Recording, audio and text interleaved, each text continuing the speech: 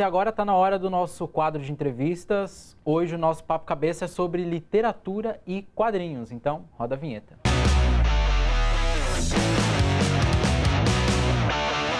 E para essa conversa recebemos aqui no estúdio Douglas MCT, que é autor de O Coletor de Almas e as séries de livros Necrópolis, e Bettina Vlad e Os Sobrenaturais, entre outros contos em coletâneas, além de produção para quadrinhos como Turma da Mônica.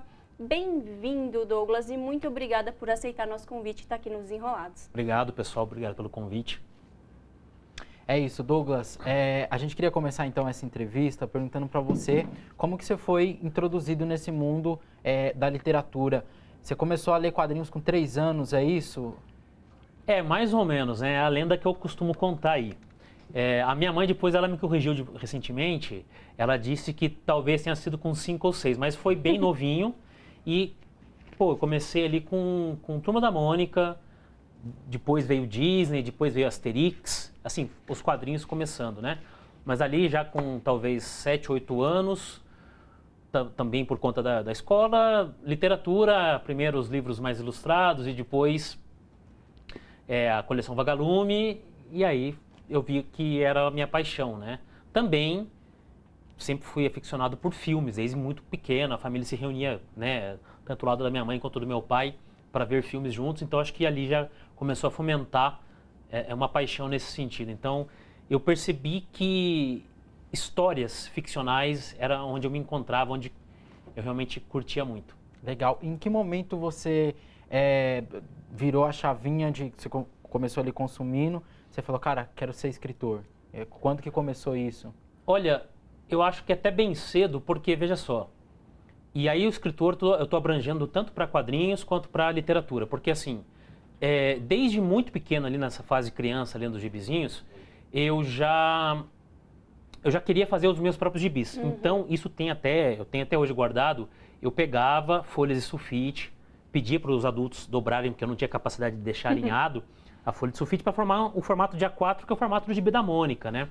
E aí eu criava meus próprios personagens, tinha o Bingo, o Urso, os Tabernáculos, que era uma espécie inspirada em Ursinhos Carinhosos.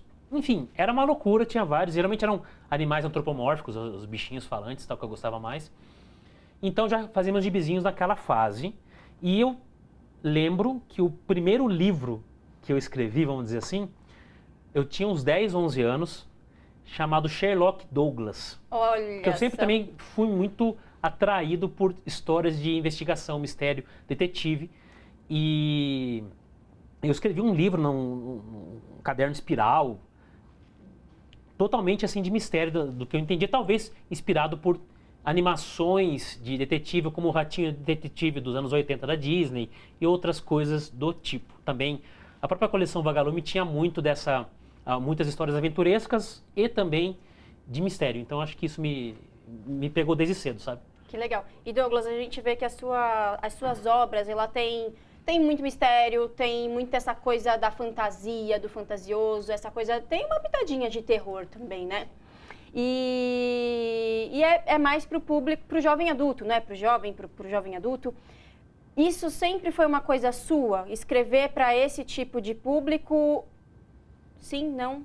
Por quê? Tá, eu acho que essa coisa de público, a gente meio que vai descobrindo no caminho, nesse trajeto. Não é uma coisa que a gente escolhe. Talvez alguns colegas autores se identifiquem mais com alguns tipos de público e eles mirem já a escrita para isso.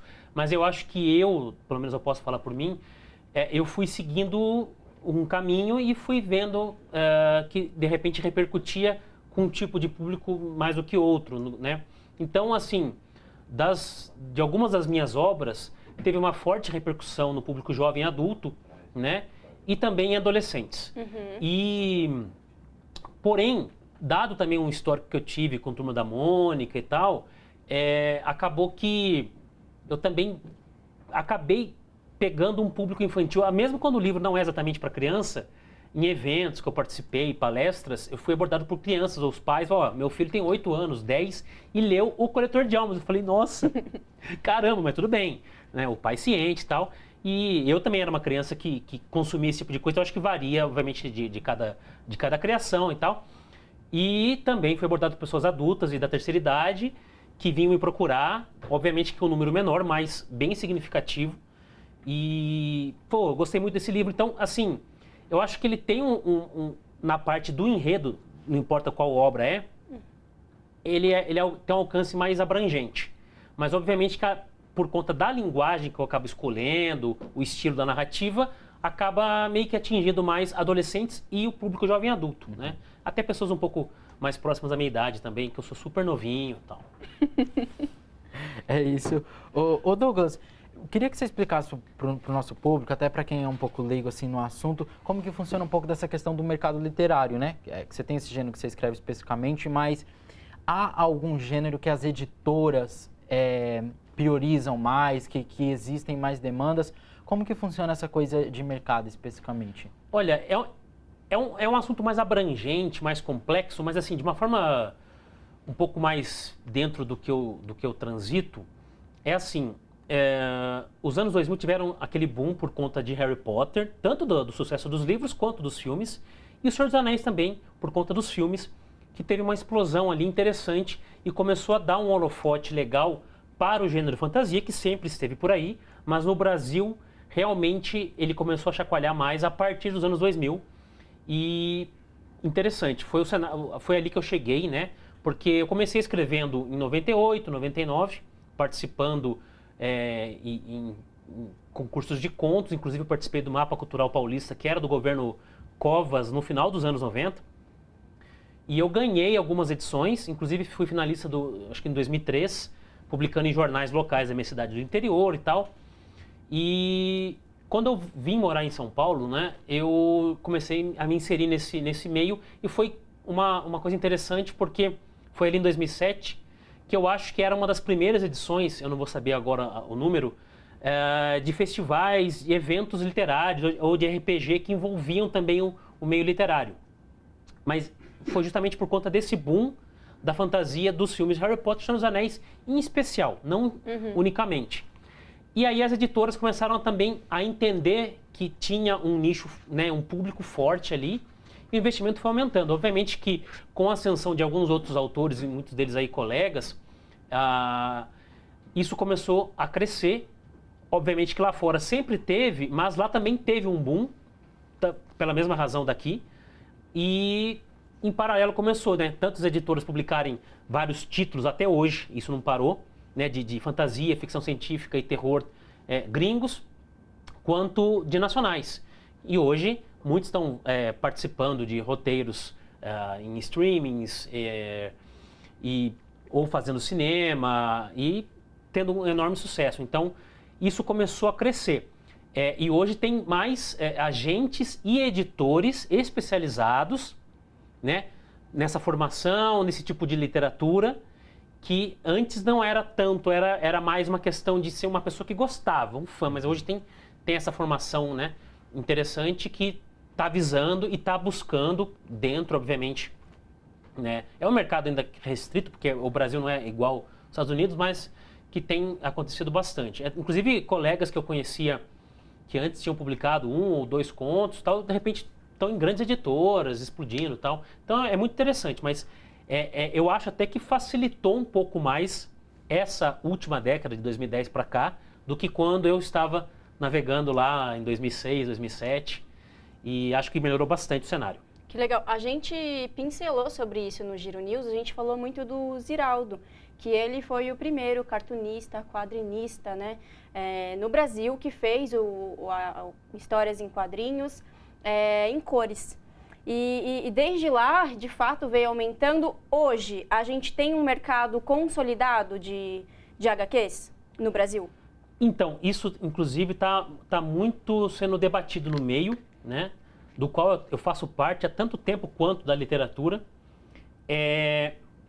Diferente do mercado literário, a gente não pode afirmar e bater em pedra que existe um mercado de quadrinhos brasileiro. Entendi. Porém, se você comparar com 10 anos atrás, não é nem muito antes, sim, a produção de quadrinhos aumentou consideravelmente, tanto por parte de independentes, quanto de interesses de editoras grandes, médias e pequenas, que ou usam plataformas de financiamento coletivo ou publicam de forma tradicional, que é igual de literatura, que você manda um original, o editor avalia, e se ele achar interessante, alinhado com o perfil da editora, ele publica e você recebe de 5, 8 a 10% de direitos autorais, mais um contrato, dependendo da editora, que pode pagar adiantamento ou não, dependendo do tamanho da editora. Ou, se for uma editora pequena, aí é apenas os direitos autorais. Ou, então, financiamento coletivo, que também é muito forte, né? E ficou maior com o tempo. Tanto que esse período agora, próximo à CCXP, né? Muitos autores colegas, eles acabam colocando seus quadrinhos ali no Catarse, em outras plataformas, para poder produzir e já ter ali para vender no final do ano, no grande evento, o maior evento de cultura pop do Brasil. Então, assim, agora existe até esses artistas, roteiristas, desenhistas, nós sempre tivemos profissionais, inclusive no final dos anos 80, que já trabalhavam para Marvel, para DC, sempre tivemos. E tivemos produções nacionais, tanto dentro da Editora Abril, né, a falecida Editora Abril, que faziam histórias do Zé Carioca e até algumas histórias inéditas ali, e outras produções menos conhecidas, mas que sempre existiram. Obviamente que uma das vantagens da internet também é ter dado uma maior divulgação. Ainda tem muita gente indo para a televisão também, conseguindo alcance, né, e outras mídias, mas a internet ela também expandiu isso na forma de divulgar o material, tanto da forma independente quanto da forma através de uma editora. Então, existe uma produção massiva com artistas mais profissionalizados ali, né, ou mais acesso a um conhecimento, seja através de escolas, desenho, de cursos de internet, ou até do aprendizado ali que a pessoa vai tendo. Acho que ficou massivo. Mas ainda para dizer que é um mercado, eu vejo que não, e outros colegas também, porque o quadrinho, acho que ele ainda tem essa veia independente, por mais que esteja em uma editora, ainda não tem um mercado, mas é algo maior do que já era. Então, isso já é interessante, esse grande passo que foi dado na última década. Perfeito. Douglas, no começo da entrevista, você falou que desde pequenininho lia muito as historinhas da Turma da Mônica, e eu acho que todo mundo começou mais ou menos assim, né? Sim. Não tem como não mencionar a Turma da Mônica. Exato. O brasileiro, a maior parte dos brasileiros, pelo menos dos anos 70 para cá, tiveram, em grande parte, formação com leitura de Turma da Mônica, né? É verdade, né? É verdade. E você teve a honra, né, de trabalhar aí nos estúdios Maurício de Souza durante 4 anos? 4 anos, mais ou menos. Conta um pouco pra gente dessa experiência. Eu posso considerar que foi provavelmente uma das maiores conquistas da minha vida. Obviamente, eu ter publicado a primeira vez o meu livro e outras... muita coisa incrível, mas é que Turma da Mônica, você pensa, né? Tipo, eu era um leitor assíduo, até hoje, na verdade, né? Muitos dos meus gibis, inclusive, foram pro meu sobrinho, mas uma boa parte não. Inclusive os clássicos estão comigo ali. Também. Esperar. Não pra ninguém, não. Os novos eu compro para ele, que eu sou o cara que vai na banca toda semana, não tem o que fazer. Inclusive saindo daqui já vou para a banca também. Mas assim, o que aconteceu? Eu sempre tive esse sonho de trabalhar com quadrinhos, só que eu não sabia que eu poderia trabalhar com isso. Não era uma coisa muito clara para mim. Isso, um rapaz do interior, e que na época não tinha internet, mas tinha as revistas que hoje são equivalentes aos portais de cultura pop. E uma delas, a Wizard Brasil, que era da editora Globo na época, ela era uma revista que vinha lá de fora e era feita aqui no Brasil, e também então, tinha matérias de lá e daqui. E eu lembro até hoje que eu li um artigo que explicava o cenário de quadrinhos e tal, principalmente gringo, mas aí tinha a parte de Turma da Mônica, que era o mais forte. Tinha outras editoras naquela época também, mas Mônica era o meu sonho. Enfim, eu fui pesquisando a respeito e tal, até que o meu tio Paulo, ele falou, olha, eu conheço um cara que trabalha no RH da Turma da Mônica, não é a parte artística, é um outro procedimento, mas pelo menos é uma pessoa que eu conheço lá. De repente a gente pode tirar algumas dúvidas, que era o Carlos, né? Inclusive abraço para os dois. E aí a gente conseguiu fazer esse meio de campo, e aí eu vim para São Paulo, conversei com o Carlos, que me esclareceu como as coisas eram. Aí, para ser desenhista, tinha que morar em São Paulo, coisa que eu não queria na época, só anos depois que eu acabei vindo para cá. E roteirista poderia trabalhar à distância, né? o que é uma coisa mais comum hoje pós-pandemia, né? Que o pessoal fala, pô, Real. home office, o remoto, na época, para roteirista sempre foi, né? Tanto que tinha roteiristas de todo lugar do Brasil, até hoje tem. E na época se enviava por correio. Aí, o que eu fiz? Isso em 2003. Correio. Correio. Eu comecei a enviar roteiros, e os roteiros da Turma da Mônica são feitos assim, você faz como se fosse um desenho, né?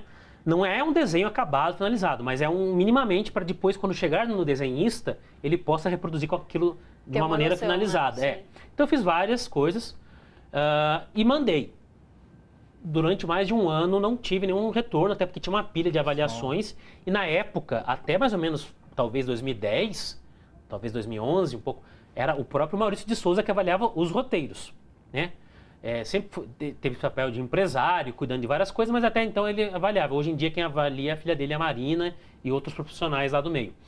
E aí, eu lembro que em algum momento de 2004, falaram, ó, finalmente tá subindo na pilha lá e tal. E me veio o retorno que tinha sido aprovado 2 roteiros, sei lá, de 10 que eu tinha enviado naquela época. E aí foi incrível, tal. Aí, assim, eles fazem um esquema por contrato, eles pagam por roteiro, por número de páginas, tal.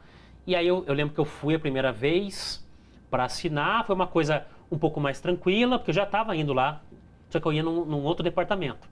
Aí foi a primeira vez que eu fui no 6º andar, no antigo endereço, que não é o atual. O atual hoje ele está num lugar mais bonitinho, né, novo. Era o antigo lá na Rua do Curtume, que foi por, sei lá, 30 anos talvez. E assinei, foi incrível. Mas o grande momento aconteceu em 2005. Eu lembro até hoje que foi dia 27 de outubro. Olha aí, só. olha a data. Que era quando, na época, o Maurício estava fazendo 70 anos. E aí eu vim, eles me convidaram para passar uma semana em São Paulo. Fiquei num hotel próximo ali, né? Ali na região, acho que da Ponte do Limão, uma coisa assim. E aí eu fiquei uns dias, eu já conhecia os outros roteiristas através do Orkut, a rede social lá né, de quem é novinho, e já tinha contato com eles, tal, já tinha trocado umas ideias, e conheci pessoalmente. O pessoal foi muito legal, foi muito incrível, porque eu já li as histórias deles há 15, 20 anos, né? Eles eram muito mais velhos do que eu, e estão lá, muitos deles estão lá até hoje. E aí no dia do aniversário do Maurício, foi um churrasco, eu lembro até hoje, tem algumas fotos. Tinha uma fila de pessoas mostrando lá, dando parabéns pro Maurício, não sei o quê. E aí quando chegou minha vez, eu estava super tímido, e aí ele me chamou pelo nome que estava no Orkut na época. Era um nome que eu coloquei, um apelido chamado Dogrão, né? Em vez de ser Douglas, era Dogrão. Tá? Era um rapaz de 22, 23 anos ali, né? Então, aí ele falou, você que é o Dogrão, seja bem-vindo. Era mais tímido, fiquei meio envergonhado e tal. Daí, enfim, depois que passou esse momento, teve os momentos que a gente começou a conversar, ele vinha com espetinho. Então, foi assim, foi muito legal. E aí depois ele me levou a conhecer todo o resto do estúdio, a biblioteca, a sala de roteiristas. Aí ao longo desses quase 4 anos aí, que eu fiquei trabalhando lá, eu trabalhava à distância, mandava por correio, eu participei das reuniões de roteirista, às vezes eu ia lá e conseguia encontrar com o Maurício, às vezes eu não encontrava. Então foi uma fase maravilhosa. E que, obviamente, também essa carreira me abriu outras portas para o futuro. E quando eu vim morar para São Paulo, eu acabei indo para outros caminhos também, na área de roteiro, de tal. E aí eu fui deixando um pouco a Mônica de lado e fui investindo também na parte de literatura e tal. Eu vou ter que perguntar isso para você. Qual é o seu personagem favorito? Da Turma da Mônica? Uhum. É o Cascão. Ah! O Cascão, eu me identificava no sentido de ele ser o moleque mais, assim, de inventar coisa, brincadeira, muito criativo. Legal. Eu gosto muito de todos, no geral. Eu gosto da turminha do Quarteto Principal, do Penadinho, que eu já tive histórias publicadas do Penadinho. O Chico Bento, que o Maurício insistia muito para ver a história do Chico Bento, porque eu era menino do interior. Faz mais história do Chico Bento. Não, foca no Chico Bento. Eu não fazia muito do Chico Bento. Eu fazia mais de outros, né? Então, enfim, mas era o Cascão. Cara, que bacana. Acho que é uma baita experiência, né? Que dá pra ver pelo seu relato, você guarda com muito carinho. Ô Douglas, e para minha próxima pergunta, eu queria só informar que no começo desse mês de outubro, a segunda vara de falências e recuperações judiciais de São Paulo decretou a falência da rede de livrarias Saraiva. Neste ano, outra grande rede, né, a Livraria Cultura, teve também a falência decretada, mas depois conseguiu reverter a situação aí na Justiça. Há dados que apontam queda no faturamento no setor e um aumento das vendas em lojas exclusivamente digitais, de livros digitais, né? Inclusive, segundo uma matéria do UOL, o faturamento das livrarias no Brasil caiu 9% somente no ano passado. Eu queria que você falasse para a gente como que você enxerga esse fechamento dessas livrarias. Você acha que essa vendas de livros digitais vai ocupar esse espaço ali da livraria física? Como você enxerga isso? Olha, Lucas, esse debate, até no meio ali, ele continua até hoje. Teve aquele boom quando chegou a Amazon no Brasil e tal. Eu acho que não existe uma resposta pronta, mas nesse momento e por um longo período eu consigo dizer, da minha perspectiva, que eu não vejo o digital substituindo o físico. Assim como a inteligência artificial, apesar de já estar ali tirando alguns empregos, infelizmente, ela não é exatamente tão apocalíptica quanto parece. Ela também serve de ferramenta. Estou só fazendo um comparativo, né? Ela serve mais como um complemento. O digital, ele é excelente. Eu mesmo tenho um Kindle, tem muitos livros que eu leio por ali. E tem outros que eu tenho físico, às vezes até por conta de alguma promoção que você pega, acaba sendo mais barato físico, independente. E às vezes é por conta de um colecionismo, né? Tanto do meio de quadrinhos quanto do meio literário. Você, eu quero ter isso na minha estante, eu quero ter esse livro e tal. Até recentemente eu comprei um gibi até bem tosco, dos anos 90 que eu lia, da Marvel vs DC, que nem existe mais, nem vai ser republicado, porque as duas editoras estão em empresas muito competitivas e dificilmente vai ter uma republicação, pelo menos tão cedo. E eu tinha, acho que vendido para algum sebo, e eu comprei novamente e tal. Eu poderia ter baixado, por exemplo, né? E tudo bem, porque se você só quer ler ali, enfim, cada um acha um meio, mas assim, não tinha, obviamente, ido para comprar digital, e eu comprei o físico e eu queria ter, de novo, aquele gibi, aquele cheiro de velho. Tem uma questão que eu entendo também que não tem essa pira, normal. Mas eu sou um cara que se eu entro numa livraria, e é um passeio que eu gosto de fazer, nem que seja semanal, e cada vez está mais difícil porque não tem, eu vou chegar no ponto, mas assim, de abrir na banca também e cheirar o livro, eu tenho essa pira. Tem gente que fala, não, credo, Covid. Mas não, vou pegar Covid com um livro, né? Mas enfim, pode ser também, não sei. Mas, e por outro lado, eu tenho vários colegas que venderam a coleção, até às vezes por questão de espaço, é complicado, e compraram tudo pro digital, então, e tá show. Eu procuro equilibrar essa...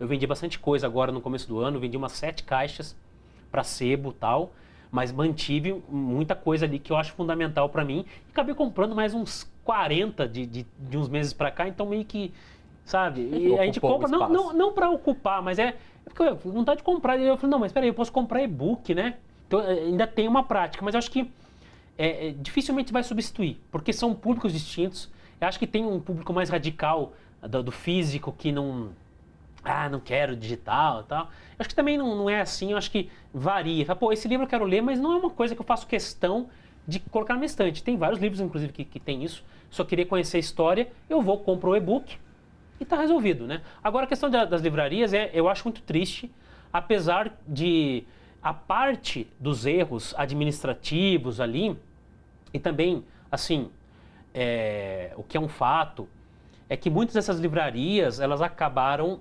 devendo para nós, autores e editoras. Então, a gente também sai no prejuízo, porque tem essa questão do consignado e não sei o quê. Então, isso acabou sendo um grande problema, mas a parte desse lance administrativo é muito triste, né? Aqui mesmo em São Paulo, tínhamos a FENAC, Saraivas em vários shoppings aqui próximo, inclusive. A cultura fecha, abre, mas ainda é um espaço, né, que está segurando de alguma forma ali, né? E isso tem mais a ver, acho que em partes, com esses acúmulos de problemas financeiros e administrativos que uma hora ia estourar, mesmo que não existisse um livro digital. Eu acho que se a gente estivesse ainda numa era que não fosse digital, eu acho que ainda ia acontecer isso. Mas também, assim, a Amazon, especificamente a Amazon, não estou falando de toda a loja virtual, a Amazon. Porque tem várias gibeterias que vendem quadrinhos digitais, outras lojas e tal. Mas a Amazon, ela pratica valores muito abaixo do mercado. Isso acaba canalizando. Não, eu vou ter que fazer um corte aqui. Eu quero falar de canibal. Canibalizar. Tá. Eu vou fazer um corte a partir daqui, tá? Isso aí acaba canibalizando o mercado. E aí muitas outras lojas e tal acabam sendo afetadas por isso, né? Então acho que também tem um efeito disso, da força da Amazon no Brasil. E um fomento menor, porque assim, em metrópole ainda existe uma alimentação cultural mais forte. Eu falo como uma pessoa que veio do interior. E não estou dizendo de uma maneira generalizada, mas é um fato. Qualquer meio cultural, não estou falando só de leitura, qualquer outro meio é um pouco mais fomentado do que no interior. No interior você acaba tendo outros focos, né? Então, mas de qualquer forma, isso afeta, porque assim, não existe esse fomento do meio literário, não é uma coisa tão vangloriada como outros meios artísticos, como sei lá, música, por exemplo, né? E com o digital, com a Amazon ali, eu vejo que isso foi diminuindo. Fora que também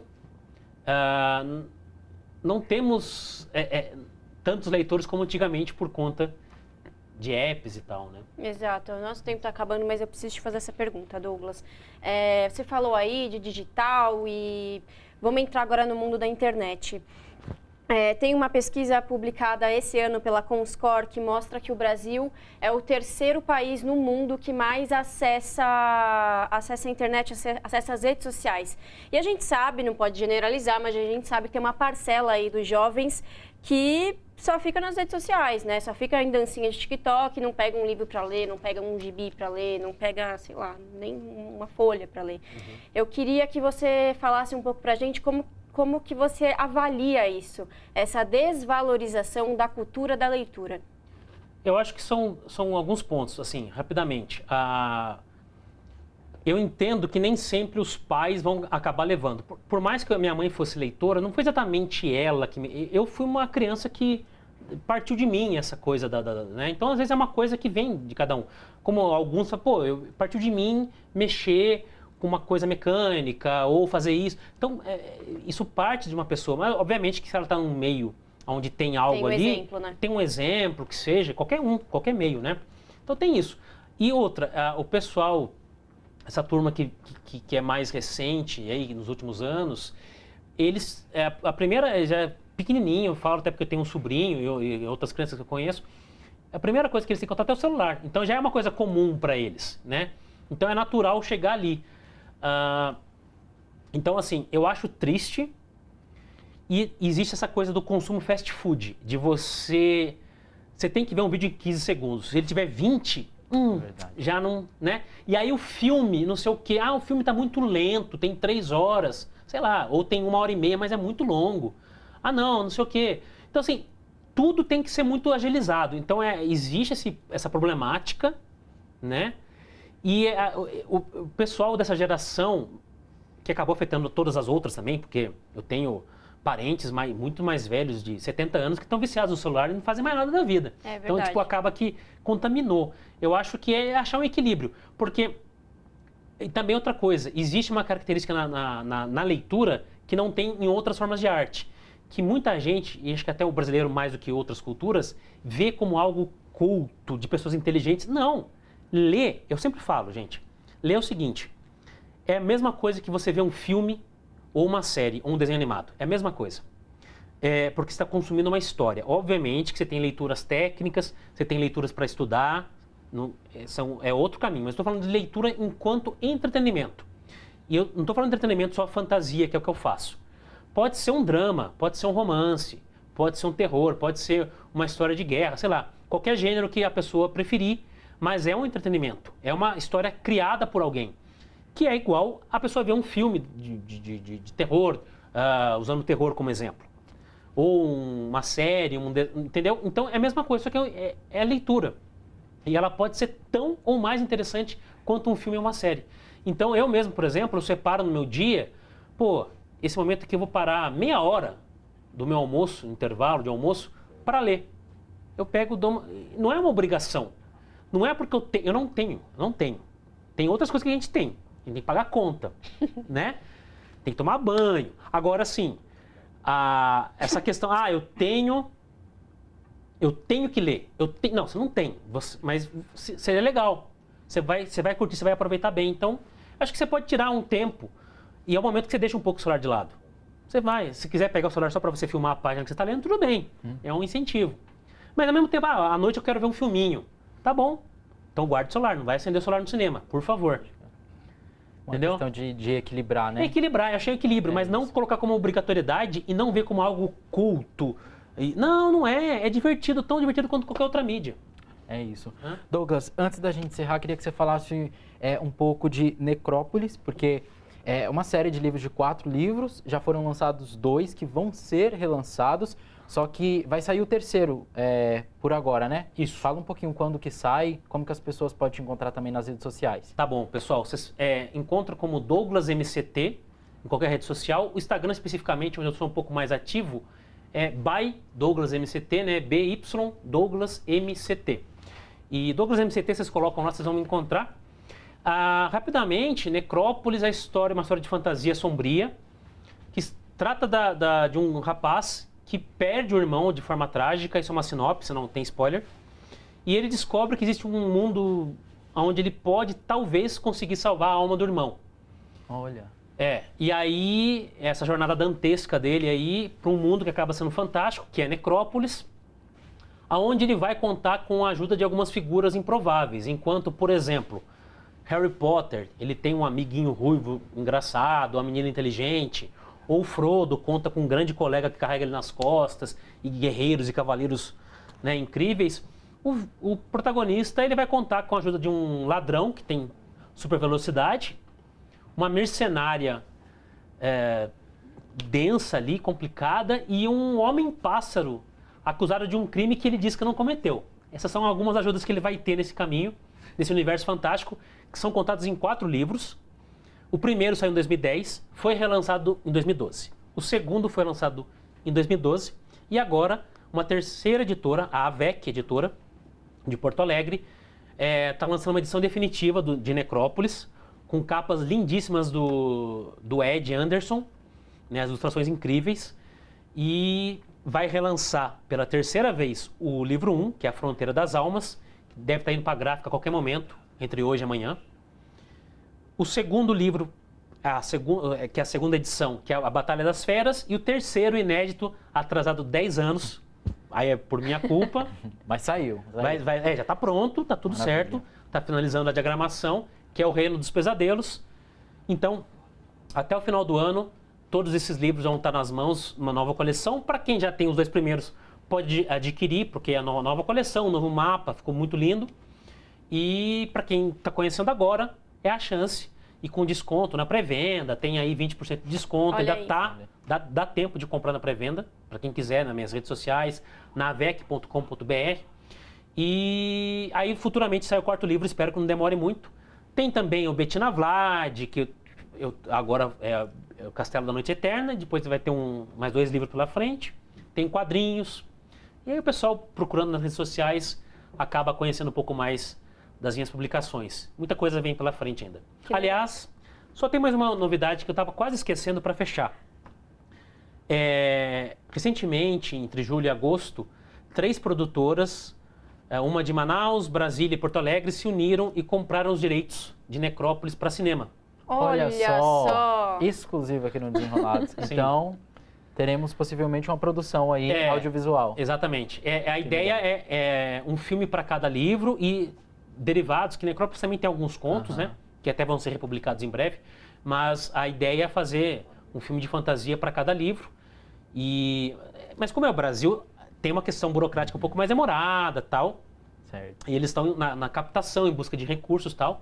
Mas aconteceu isso aí, foi muito legal. E agora é torcer, começar a formar um elenco aí na cabeça e esperar, né? Que legal. Douglas, geralmente, quer dizer, Sempre, né? Sempre. A gente termina o Papo Cabeça com um recado, né? Com um conselho do entrevistado e não poderia ser diferente no nosso 13º programa de encerramento da primeira temporada. Então vamos lá, só que hoje vai ser um pouquinho diferente, sempre que em vez de um conselho serão 2. A gente quer que você deixe um conselho, Douglas, primeiro, para que os jovens tenham mais vontade de ler. Que conselho você pode deixar para esses jovens para que eles leiam mais? E o segundo conselho é, o jovem que está pensando em ser escritor, roteirista, cartunista, quadrinista, que conselho que você deixa para esse jovem? Tá, para quem... Olhando para essa câmera. Para quem está querendo começar a ler ou criar um hábito, lembre-se do que eu falei antes.